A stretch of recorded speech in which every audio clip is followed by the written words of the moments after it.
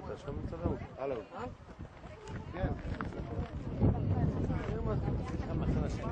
מה זה?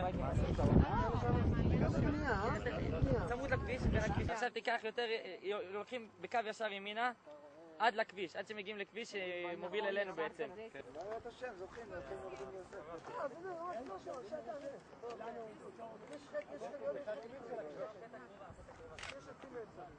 תהנו מהנוף. רגע, זה מה אני אעשה במרפסת הבאה, שם יש... אני אסביר במרפסת. זה הכניסה הראשית. איפה? משם מהוואדי הזה.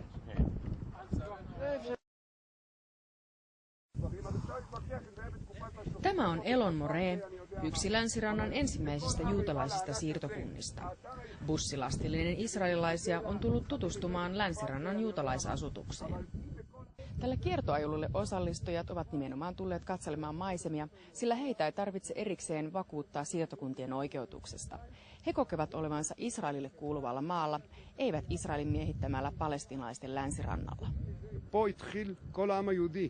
עוד מהתנ"ך, כאן הייתה ההתחלה של העם היהודי, ואלו השורשים שלנו, וודאי שאסור לחתוך שורשים של עם, אחרת הוא הולך לאיבוד, הוא עף ברוח. Vuosi sitten siirtokuntaliike alkoi järjestää kiertomatkoja länsirannalle. Niiden tarkoituksena on kerätä tukea siirtokunnille. Takana tuntuu kuitenkin olevan pelko mahdollisesta siirtokuntien evakuoinnista, jos ja kun Palestiinan valtio perustetaan.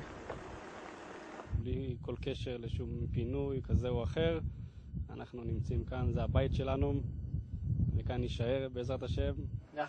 Matkaa siirtokuntien välillä tehdään panssaroidulla bussilla. 70% israelilaisista ei ole koskaan käynyt länsirannalla, jossa on 121 juutalaista siirtokuntaa ja 100 parakkikylää. Kansainvälinen yhteisö pitää niitä kaikkia laittomina, mutta Israel ainoastaan parakkikyliä. Yhdysvallat ja EU puhuvat nyt siirtokunnista rauhan esteenä. אני מאמינה שזו המדינה שלנו וכאילו אנחנו צריכים לשמור עליה. זאת אומרת, ברור לי שזה בעייתי כל העניינים וברור לי שגם לערבים מגיע ויש להם זכות לגור פה. לאחרונה הוזכרה חוות גלעד וזה עניין של פינוי, כיוון שגם, אתם יודעים שממשלת ישראל היא לחץ אמריקאי. Pieni enemmistö israelilaisista vastustaa siirtokuntien laajentamista. Mutta tällaiset äärioikeistolaiset usein rähinöintiin osallistuvat parakkikylät eivät juuri herätä tavallisen kansan sympatioita. Vain 1/4 israelilaisista vastustaa niiden evakuointia.